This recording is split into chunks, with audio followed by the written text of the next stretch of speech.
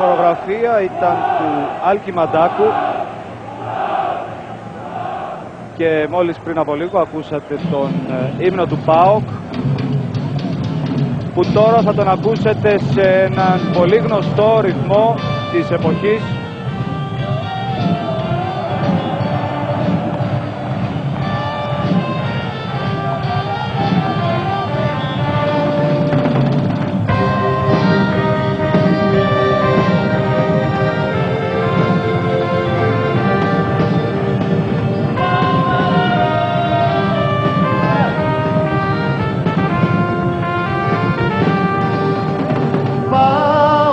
Ζωή, μια ομάδα θα σε χαριστεί.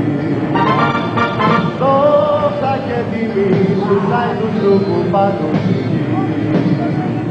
Πάω το έγκλημα, πάω το φως, ο πιο ωραίος, ο πιο δυνατός. Πάω το έγκλημα, πάω το φως, ο πιο ωραίος, ο πιο δυνατός.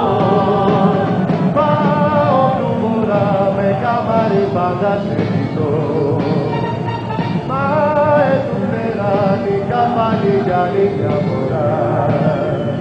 Πάω το έγκλημα, πάω το φως, ο πιο ωραίος, ο πιο δυνατός. Πάω το έγκλημα.